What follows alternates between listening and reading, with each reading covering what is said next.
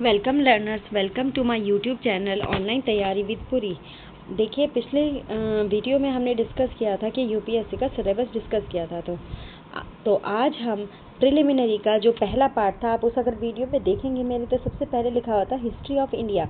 तो आज हम हिस्ट्री ऑफ इंडिया के बारे में पढ़ेंगे। तो हिस्ट्री ऑफ इंडिया को जानने से पहले हम थोड़ा सा उसमें के बारे में थोड़ी बेसिक नॉलेज पता करते हैं, या बेसिक जानकारी जो होती है वो देख लेते हैं। ये हमारे आगे के पार्ट्स में हमें बहुत हेल्प करेगी। जैसे सबसे पहला है टाइमलाइन। देखो, टाइमलाइन क्या होता है? कोई भी जो पास्ट में इवेंट्स हैं उनको एक लाइन में डिपिक्ट करना कि इस साल क्या हुआ, उस साल क्या हुआ, उस साल क्या हुआ। तो उसको जब हम एक लाइन में लिख देते हैं तो उसे बोलते हैं टाइम लाइन। और एक ये यूजफुल टूल है फॉर स्टडी ऑफ हिस्ट्री के लिए। अब हिस्ट्री को जो हिस्टोरियंस हैं उन्होंने दो पार्ट में डिवाइड किया है, एक प्री हिस्ट्री और एक हिस्ट्री। देखो, जो प्री हिस्ट्री होता है जब इंसान ने लिखना सीखा, उससे पहले का जो टाइम होता है उसे प्री हिस्ट्री बोला, और जो जब इंसान ने लिखना सीख लिया तो उसके बाद वाले टाइम को हिस्ट्री बोला।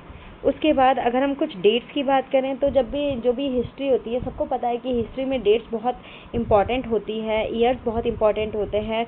तो इसीलिए डेट्स को लिखने के लिए जो साइंटिस्ट हैं उन्होंने दो तरीके लगाए। उन्होंने एक बेसिक चीज़ मान ली, एक बीच में कॉमन एक चीज़ मान ली गई है जिस टाइम पर क्राइस्ट का बर्थ हुआ। तो उन्होंने कहा कि जो क्राइस्ट के बर्थ से जो पहले का टाइम है उन्होंने उन्हें बीसी नाम दिया। बीसी का मतलब होता है बिफोर क्राइस्ट, और आजकल जो है जनरली इसको बीसीई भी बोलते हैं। बीसीई का मतलब होता है बिफोर कॉमन एरा। अब जब क्राइस्ट का जन्म हुआ तो क्राइस्ट के जन्म के जो बाद वाला टाइम है उसे बोला एनो डोमिनी या फिर सीई। सीई का मतलब होता है कॉमन एरा। अब एक वर्ड और आता है हमारा सर का। सर का मतलब होता है, जैसे अगर कोई चीज़ है, कोई इवेंट है, उसकी डेट अगर नहीं पता है तो हम उसे सर का वर्ड यूज़ कह देते हैं। अब कुछ लोग को जैसे जानकारी नहीं होती डिकेड्स का मतलब क्या होता है। जैसे हमारा क्या बोलते हैं, वीक का मतलब होता है 7 डेज। तो ऐसे ही डिकेड्स का मतलब होता है 10 ईयर्स, सेंचुरी का मतलब 100 ईयर्स, और मिलेनियम का मतलब होता है 1000 ईयर्स। उसके बाद अगर हम डेट लिखने के तरीके की बात करें तो जैसे डेट लिखने का तरीका, या फिर अगर हम बोलते हैं 21st सेंचुरी या 17th सेंचुरी, तो मैं एक एग्जांपल लेके बता रही हूँ। जैसे 21st सेंचुरी है तो 21st सेंचुरी का मतलब हुआ कि 2000 ईयर्स से लेकर 2099 ईयर्स तक का जो टाइम पीरियड है, ये सारा टाइम पीरियड किस में काउंट होगा? 21st सेंचुरी में। उसके बाद कुछ हम नॉर्मल जानकारी, ये सिर्फ बेसिक जानकारी है, इंट्रोडक्टरी पार्ट है। तो ये भी इंट्रोडक्टरी पार्ट से भी कई बार क्वेश्चन पूछ ले जाते हैं, क्योंकि अगर बेसिक ही क्लियर नहीं होगा तो हम आगे कैसे पढ़ेंगे। तो जैसे हिस्ट्री में नदर्न प्लेन्स का मतलब होता है कि ये नदर्न प्लेन है सपोज करो, तो इससे ऊपर का जो इंडस रिवर है और गंगा रिवर है, इनके जो बीच का एरिया है उसको उन्होंने नदर्न प्लेन्स बोला है, इंडस रिवर और गंगा रिवर के बीच के पार्ट को। और उसके बाद अगर हम डेक्कन प्लेट्यू की बात करें तो डेक्कन प्लेट्यू उन्होंने किसको बोला है? जो हिस्ट्री में या जिस भी चीज़ में हम पढ़ते हैं कि डेक्कन प्लेट्यू है, तो डेक्कन प्लेट्यू को क्या बोला है उन्होंने कि जो डेक्कन प्लेट्यू है, ये नीचे वाला जो पार्ट है, जो नॉर्थ इंडिया है, नॉर्थ इंडिया और डेक्कन प्लेट्यू के बीच में सतपुरा और विंध्य माउंटेन रेंज आती है। तो इन दोनों से इन सतपुरा और विंध्य माउंटेन रेंज ने नॉर्थ इंडिया और डेक्कन प्लेट्यू को क्या किया है? डिवाइड कर रखा है। तो सतपुरा और विंध्या माउंटेन रेंज के नीचे वाला पार्ट डेक्कन प्लेट्यू बोला जाता है और ऊपर वाला पार्ट नदर्न प्लेन्स बोला जाता है। उसके बाद अगर हम source for the study of history की बात करते हैं, उसमें सबसे पहला आ जाता है हमारा आर्कियोलॉजी। जो प्री हिस्ट्री है, हमें पता है कि उस प्री हिस्ट्री उसे बोलते हैं जब इंसान को जिस टाइम पर इंसान ने लिखना नहीं सीखा था, तो उस टाइम पर कुछ लिखा हुआ पार्ट तो था नहीं, तो उस टाइम पर हम लोग आर्कियोलॉजी के थ्रू करते हैं ये सब चीज़ें।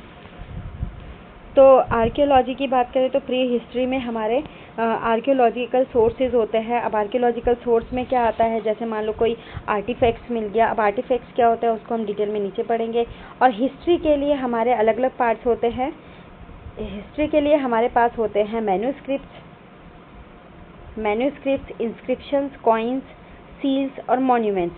तो इन सब चीज़ों से हमें हिस्ट्री के बारे में मिलता है, क्योंकि इनमें ज़्यादातर लिखी हुई चीज़ें मिलती है।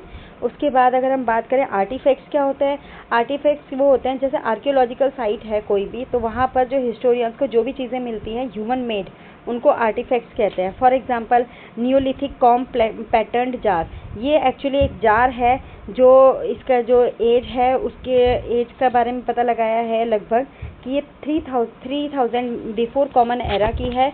और इसमें अगर इसकी हाइट की बात करें तो 40.5 सेंटीमीटर की हाइट है, और ये वेस्ट कोस्ट ऑफ कोरिया से मिला था। लेकिन अभी ये जो है क्योंगहुई यूनिवर्सिटी म्यूजियम में पड़ा हुआ है, और ये सैंडी क्ले का बना हुआ है। इसका कलर जो है रेडिश ब्राउन है, और इसमें 4 डीपली कट स्लांटिंग लाइंस है जो कि तुम्हें दिख रही होंगी। एक यहाँ पर है, 2, 3, 4। तो ये एक तरीका है सिर्फ समझाने के लिए। तो यहाँ पर 4 लाइंस थी इस तरह से, और उसके बाद इसमें हेरिंग बोन पैटर्न है। हेरिंग बोन पैटर्न का मतलब होता है कि इस तरह का पैटर्न जो होता है, जैसे आजकल टाइल्स में भी देखने को मिलता है, तो उसे बोलते हैं हेरिंग बोन पैटर्न। और ये इसकी पूरी बॉडी पर और बेस पर था। उसके बाद अगर एक और वर्ड आता है मेनुचतिस या फिर मेनुकलम्स, ये एक्चुअली जो केरला होता है वहाँ पर क्ले के पॉट्स होते हैं। वो लोग क्या करते हैं, अपना खाना इसी में बनाते हैं, और वो लोग सोचते हैं कि क्ले के पॉट्स में बनाने से उनके एक अलग ही फ्रेगरेंस, एक अलग ही टेस्ट आता है, और इसमें वो अपना खाना बनाते हैं। उसके बाद मैन्यूस्क्रिप्ट्स की बात करें तो मैन्यूस्क्रिप्ट्स क्या होते हैं, जो हाथ से लिखी हुई गई चीज़ें होती हैं उन्हें मैन्यूस्क्रिप्ट्स बोलते हैं।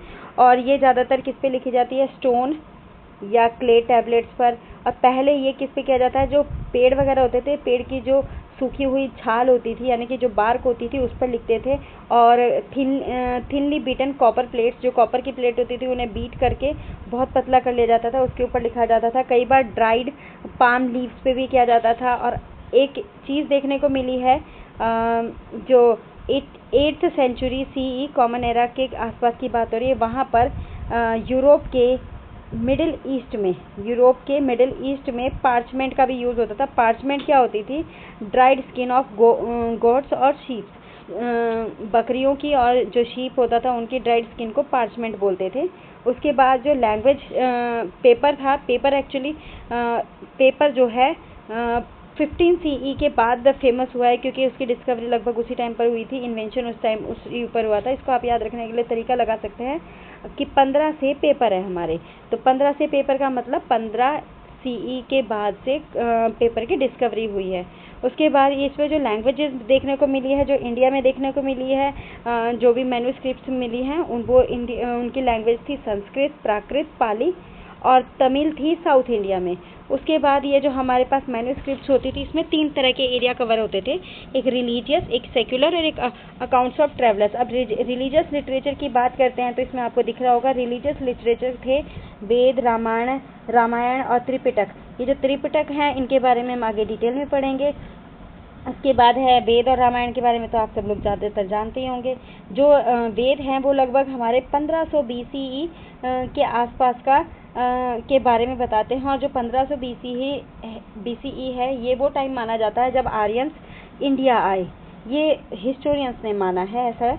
उसके बाद है सेक्युलर लिटरेचर में उस टाइम की किसी भी टाइम की पॉलिटिक्स, ग्रामर, मेडिसिन, लॉ, इन सब के बारे में बताया जाता है। फॉर एग्जांपल यहाँ पर एक हर्षचरित, जैसे एक हर्षचरित है जो कि एक बुक है ये, और ये बाण भट्ट ने लिखी है और 8 CE में लिखी थी। और इसको अगर हम ट्रिक देखें तो हम ये लिख सकते हैं कि हर्ष ने 8 बाण लगे, हर्ष को 8 बाण लगे, मतलब हर्षचरित्र बाण भट्ट ने लिखी थी 8th CE में।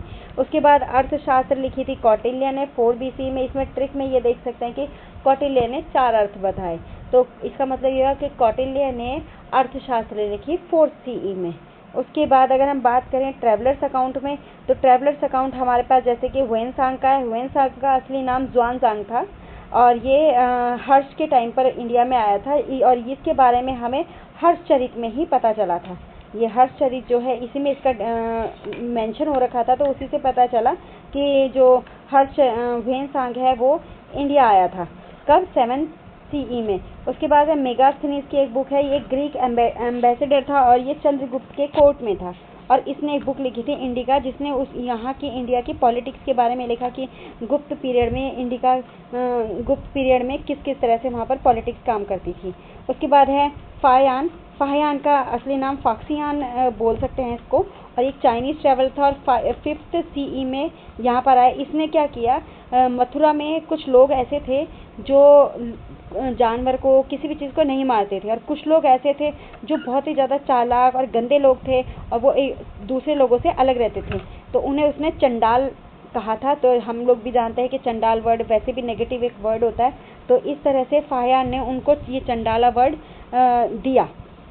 इस तरह से उसके बाद हम इंस्क्रिप्शंस की बात करें तो इंस्क्रिप्शंस क्या होते हैं, कोई भी जो वर्ड है या तो वो लिखा हो या इनग्रेव्ड हो रॉक्स पर, पिलर्स पर, या मंदिर की दीवारों पर, महलों पर, किलों पर, तो उसको हम इंस्क्रिप्शंस कहते हैं।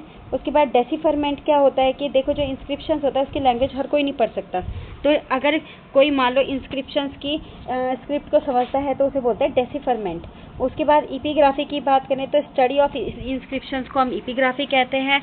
अब इसमें जैसे एक एग्जांपल है जूनागढ़, जो कि गुजरात में आता है। गुजरात देखो दिख रहा होगा आपके, गुजरात के बाहर यानी कि आउटसाइड में एक जगह है जूनागढ़। तो जूनागढ़ में एक उसके बाहर एक रॉक है जिसकी मेजरमेंट है 7 मीटर बाय 10 मीटर, ये लेंथ ब्रेथ है इसकी। तो यहाँ पर 3 इंस्क्रिप्शंस मिले हैं, एक अशोका का मिला है 2nd BCE के, एक रुद्रदमन का मिला है। रुद्रदमन जो था एक साका सत्रप था, ये इसके बारे में हम आगे पढ़ेंगे अपनी आगे की वीडियोज़ में। और इस रुद्रदमन ने इस रॉक पर अपनी अचीवमेंट्स के बारे में लिखा है। कब की अचीवमेंट्स, 150 CE की अचीवमेंट्स के बारे में। उसके बाद एक 3rd इंस्क्रिप्शन मिला है यहाँ पर स्कंदगुप्त का, जो कि मिड 5th AD का है। उसके बाद कॉइन या सील्स, ये भी हमारे एक हिस्ट्री में इंपॉर्टेंट टूल्स होते हैं स्टडी के लिए। जो कॉइन्स होते हैं या टूल्स होते हैं, कॉइन्स ज़्यादातर हमारे गोल्ड के, सिल्वर के, कॉपर के बने होते थे। और कॉइन्स इसलिए इंपॉर्टेंट होते हैं क्योंकि उस पर उस टाइम के राजा का नाम लिखा होता था, कई बार उनके साल को लिखा होता था, कई बार बैटल के सीन बने होते थे, कई बार राजा या रानी के फेस बने होते थे। उसके बाद जो कॉइन्स की स्टडी है उसे बोलते हैं न्यूमिस्मैटिक्स। और सील्स जो थे जो सील्स हैं उसमें एक एग्जाम्पल मिला है, जैसे एक फिगर मिला है योगी का पशुपति। योगी को पशुपति बोलते हैं। पशुपति का मतलब एनिमल्स का मेन, मतलब एनिमल्स का जो हेड है उसको पशुपति बोला गया। ये इंडस वैली से मिला है ये सील। इस सील में क्या है कि एक भगवान जैसे ही दिखते हैं, वो योग पोजीशन में बैठे हुए हैं। उसके बाद देखो एक टाइमलाइन मैंने यहाँ पर दिखा रखी है, जैसे टाइमलाइन में दिखा रखा है कि 1 मिलियन ईयर अगो 1 मया। इसमें क्या हुआ था, यूज़ ऑफ टूल्स स्टार्ट हुआ था, जो कि वो टूल्स किसके बने थे, तो स्टोन्स के बने थे। और वहाँ के लोग उस टाइम पर हंटर्स या गैदरर्स हुआ करते थे, यानी कि शिकार करते थे, इकट्ठा करते थे, तब जाके वो खाना खाते थे। 8000 ईयर्स अगो में एग्रीकल्चर का इन्वेंशन हुआ और लोग परमानेंट सेटल होने शुरू हो गए, यानी कि अब वो नोमैड्स नहीं रहे थे। नोमैड्स का मतलब वो इधर उधर नहीं घूमते थे भोजन की तलाश में। उसके बाद अगर 700 ईयर्स अगो की बात करें तो यहाँ पर पहला great civilisation of world discover हुई थी, जिसको हम बोलते हैं इंडस वैली। उसके बाद एक चीज़ और है, 700 ईयर्स अगो राइटिंग भी डिस्कवर हुई है। देखो राइटिंग के अगर हम अल्फ़ाबेट की बात करें तो इसमें 7 है, और हमारे 700 ईयर्स अगो ही ये डिस्कवरी हुई थी। उसके बाद 2000 ईयर्स अगो में स्टीम इंजन डिस्कवर हुआ, स्टीम इंजन के बारे में इन्वेंशन हुआ, और ब्रिटिश रूल इंडिया में आया। और यूरोप जो है वॉर के लिए रेडी था। यूरोप में सबको पता है कि एक बहुत बड़ा वॉर हुआ था, जिसके बारे में भी हम डिस्कस करेंगे। अब आर्टिफैक्ट, अगर एक आर्टिफैक्ट की बात करें, एक आर्टिफैक्ट है प्राइस किंग का। ये बहुत ही फेमस वो है आर्टिफैक्ट है। ये 400 ईयर्स अगो डिस्कवर हुआ था। ऐसे भी याद रख सकते हो आप कि किंग मतलब किंग में कितने अल्फ़ाबेट हैं, 4, और ये 400 ईयर्स अगो ही डिस्कवर हुआ था। उसके बाद जो इवोल्यूशन प्रोसेस है, इवोल्यूशन का मतलब हम जानते हैं कि जैसे हम लोग बंदर से बने हैं, तो पहले बंदर हुआ, फिर थोड़ा चिंपैंजी बना, तो इस तरह से जा कर के फाइनली हम लोग बने हुए हैं, तो ये इसको बोलते हैं इवोल्यूशन। तो ऐसा माना गया है कि जो इवोल्यूशन है वो अफ्रीका से स्टार्ट हुआ था। उसके बाद अगर हम स्टोन एजेस की बात करें तो स्टोन एज हमारी मानी जाती है 5 लाख BCE से लेकर के 4000 BCE तक। और लिथोस, इसमें जो लिथो एक वर्ड आएगा, कॉमन वर्ड आएगा लिथोस। लिथोस का मतलब होता है स्टोन। अब ये जो स्टोन एज है इसको 3 पार्ट में बांटा गया है। ओल्ड स्टोन एज यानी कि palaeolithic age, middle stone age यानी कि मेसोलिथिक, न्यू स्टोन एज और जिसे बोलते हैं नियोलिथिक। जो पैलियो स्टोन है वो है 5 लाख BCE से लेकर के 10,000 BCE तक। मिडिल वाली 10,000 BCE से लेकर 8,000 BCE, और जो न्यू है वो 8,000 BCE से लेकर 4,000 BCE। उसके बाद कैल्कोलिथिक एज की बात करते हैं तो कैल्कोलिथिक एज उस एज को बोलते हैं जिसमें स्टोन की बजाय कॉपर को यूज़ किया जाने लगा था, तो इसीलिए से कैल्कोलिथिक एज कहा जाता है। अब बात करते हैं ओल्ड स्टोन एज या पेलियोलिथिक एज के बारे में। अब जैसे कि मैं पहले ही बता चुकी हूँ कि ये 5 लाख ईयर से लेकर 10,000 BCE तक का पीरियड काउंट होता है इसमें। उसके बाद यहाँ के जो पीपल थे वो नोमैड्स थे। नोमैड्स मतलब होता है वेंडरर्स थे। जो वेंडरर्स होते हैं वो फूड की सर्च में इधर से उधर घूमते रहते हैं। यहाँ के जो लोग हैं वो ज़्यादातर फूड में क्या खाते थे, रॉ मीट, वेजिटेबल्स, फ्रूट्स, जंगलों से मतलब रॉ ही चीज़ें खाते थे, क्योंकि उस टाइम पर आग की डिस्कवरी बहुत लेट हुई है, थोड़ा शुरुआत में तो नहीं हुई थी। उसके बाद 40,000 से लेकर के 35,000 BCE तक नई तरह के स्टोन और बोन टूल्स स्टार्ट हो गए थे यूज़ होने के लिए। यहाँ के लोगों की केव पेंटिंग भी थी। केव पेंटिंग से जो है स्टार्ट हुई इसी टाइम पर, पेलियोलिथिक टाइम पर। बरीइंग डेड, ये लोग क्या करते थे, अपने डेड जो लोग थे उनको ज़्यादातर दबाते इसलिए थे क्योंकि आग की डिस्कवरी तो इतना नहीं हो पाई थी फायर की, इसीलिए ये अपने डेड लोगों को दबाते थे। और ये ज़्यादातर, कहने का मतलब हम ये कह सकते हैं कि जो आजकल के ह्यूमंस की हैबिट हैं वो इस टाइम पर देखने को मिलती थी। उसके बाद वेपन्स की बात करते हैं तो स्टोन मेड वेपन्स थे। For example x head, hammers, choppers. एक स्फीरॉइड होता था, जैसे कि आपको दिख रहा होगा, गोल गोल होता था ये। और ये क्या किया जाता है, जैसे कोई एनिमल है बहुत दूर तो उसको ब्रिंग डाउन करने के लिए, उसको गिराने के लिए यूज़ किया जाता है। इसको फेंक दिया जाता था तो वो जानवर को लगता था तो वो मर जाता था, गिर जाता था। तो इस तरह से स्फीरॉइड्स का यूज़ किया जाता था। एक और होता था हमारा फ्लिंट। फ्लिंट क्या होता है, एक hard glassy kind of rock होती है जिसमें जो मतलब बिल्कुल जैसे ग्लास होता है, स्मूथ ऐसा होता है। और ये ज़्यादातर किसके लिए यूज़ किया जाता था, हमारे पास टूल्स बनाने के लिए यूज़ किया जाता था। अब फ्लिंट क्या करते थे, जैसे फ्लिंट को अगर हमने किसी सरफेस पर हार्डली स्ट्रक किया तो वो फ्लेक्स या फिर ब्लेड्स में टूट जाता था, और इन फ्लेक्स और ब्लेड्स से बहुत सारे टूल्स बनाए जाते थे। उसके बाद जो कवरिंग्स होती थी, कवरिंग्स मतलब कि वो अपने शरीर को ढकने के लिए किसका यूज़ किया करते थे, एनिमल स्किन्स का या बार्क ऑफ ट्री का। उसके बाद जो लिविंग है, लिविंग का मतलब ये कहाँ रहते थे, ज़्यादातर ये केव्स में, ट्रीज़ में, रॉक्स पे रहते थे। और केव पेंटिंग्स जो है इस टाइम की पेलियोलिथिक की केव पेंटिंग्स का अगर देखें तो अल्तामीरा है, अल्तामीरा स्पेन में है, लेस्कॉक्स है फ्रांस में, और भीमबेटका है भोपाल में। भोपाल से 45 किलोमीटर के डिस्टेंस पर है भीमबेटका। अब जैसे अल्तामीरा स्पेन में है, अल्तामीरा स्पेन की अगर ट्रिक की बात करते हैं तो ऐसे हम सोच सकते हैं कि मीरा ने स्पेन में केव पेंटिंग किया, तो इस तरह से हम ये देख सकते हैं अल्तामीरा जो है वो कहाँ पर थी, स्पेन में। उसके बाद लेस्कॉक्स फ्रांस में था और भीमबेटका भोपाल में था। उसके बाद एक लायन लेडी की कार्विंग मिली है, 30,000 ईयर्स ओल्ड है, और जो कि आजकल मतलब फ़िलहाल ये जर्मनी की एक म्यूज़ियम है जिसे हम बोलते हैं म्यूज़ियम ऑफ उल्म, तो यहाँ पर वो देखने को मिली है। उसके बाद है फायर का यूज़ स्टार्ट हो चुका है, और एट द एंड और व्हील का भी स्टार्ट हो चुका था पेलियोलिथिक में। उसके बाद अगर पेलियोलिथिक के टाइम की बात करें कि इस टाइम पर लोग कहाँ कहाँ देखने को मिले हैं, तो एक तो मिला है हमारे एट्टीरम पक्कम तमिलनाडु में, हुंसगी कर्नाटका में, भीमबेटका एंड बाघोर इन मध्य प्रदेश। उसके बाद मिडिल या मेसोलिथिक की बात करें तो मेसोलिथिक पीरियड हमारा आता है 10,000 BCE से लेके 8,000 BCE तक। जो मेसोलिथिक साइट्स है इंडिया में वो कौन कौन सी है, अगर इसकी बात करें तो यहाँ पर राजस्थान में भी है, साउथ यूपी है, नॉर्थ ईस्ट इंडिया है, उसके बाद आंध्र प्रदेश है, मध्य प्रदेश, कर्नाटका, बागौर इन राजस्थान, और भीमबेटका। इस तरह से ये सारी हमारी मेसोलिथिक है। मेसोलिथिक टाइम पर यहाँ पर कुछ आर्टिफैक्ट्स या कुछ भी चीज़ें मिली हैं जिसकी वजह से यहाँ पर ये साइट्स बनाई गई हैं। उसके बाद अगर इनकी बात करें कि यहाँ पे सोर्स क्या क्या थे, तो यहाँ पर टूल्स देखने को मिले हैं, केव, रॉक पेंटिंग्स, ब्यूरियल साइट्स, ये सब चीज़ें वहाँ देखने को मिली हैं। उसके बाद यहाँ पे क्या हुआ कि एक्चुअली जब मेसोलिथिक का टाइम पर आया तो उस टाइम पर एनवायरनमेंट में बहुत सारा चेंज हुआ। जब एनवायरनमेंट में बहुत सारा चेंज हुआ तो बहुत तरह के पेड़ बने और बहुत सारे तरह के जानवर बने, अलग अलग तरह के। तो इस तरह से क्या हुआ कि लोगों के लिए हंटिंग करना बहुत इजी पड़ गया। उसके बाद इन लोगों ने एनिमल्स को टेम करना शुरू किया। सबसे पहला जो एनिमल टेम किया गया था वो था डॉग। तो डॉग को ये अपने सेफ गार्ड के लिए यूज़ करते थे, तो इसीलिए सबसे पहली बार इन्होंने इसको पालना शुरू किया। उसके बाद अगर हम बात करें, बार्ले और व्हीट डिस्कवर हुए हैं मेसोलिथिक के टाइम पर। ऐसे याद रख सकते हो कि अगर एम को उल्टा कर दें तो वो व्हीट बन जाता है, डब्ल्यू बन जाता है, यानी कि मेसोलिथिक में व्हीट डिस्कवर हुआ है। उसके बाद जो रॉक पेंटिंग्स है इस टाइम की वो मिली है हमारी उत्तराखंड, यूपी, बिहार, मध्य प्रदेश, आंध्र प्रदेश, राजस्थान में।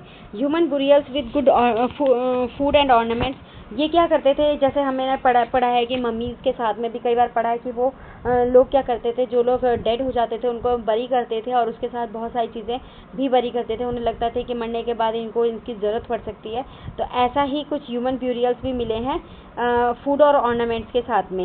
उसके बाद अगर हम बात करते हैं माइक्रोलिथ्स, माइक्रो मतलब होता है बहुत छोटा और लिथ मतलब होता है स्टोन। तो एक तरह से ये कह सकते हैं कि जो माइक्रोलिथ हैं बहुत छोटे छोटे जो टूल्स थे स्टोन के उन्हें बोलते थे, और इनका साइज़ जो है 3 सेंटीमीटर से भी बहुत छोटा था। अब सोचो 3 सेंटीमीटर कितना छोटा सा होता है, उससे भी छोटा होता है ये साइज़। तो इनको माइक्रोलिथ बोलते हैं। जो टूल्स थे टूल्स जो थे स्टोन, बोन, वुड और हॉर्न्स, इन सब चीज़ों के बनाते थे। टस्क के बनते थे, यानी कि हाथी के दांत के। हुक और बेट मिलते थे जिसकी वजह से फिशिंग बहुत इजी पड़ गई थी, खास करके साउथ पार्ट की बात करें जैसे तमिलनाडु, आंध्र प्रदेश। उसके बाद है एक वर्ड आता है माइक्रोवेयर एनालिसिस। माइक्रोवेयर एनालिसिस का मतलब होता है कि अगर जैसे कोई टूल है उसको हम बार बार एक जगह पे यूज़ करते जाएं तो उसकी जो एज है जो बार बार टकरा रही होगी वो शार्प होनी शुरू हो जाती है। तो वो जो शार्प होती है वो एक स्पेशल शेप में होती है। उस शेप को देख करके हम पता लगा सकते हैं कि ये चीज़ किसके लिए यूज़ करी जाती होगी, और इसको हम एक माइक्रोस्कोप की हेल्प से यूज़ करते हैं। तो इस मेथड को, इस प्रोसेस को बोलते हैं माइक्रोवेयर एनालिसिस। उसके बाद अगर हम बात करते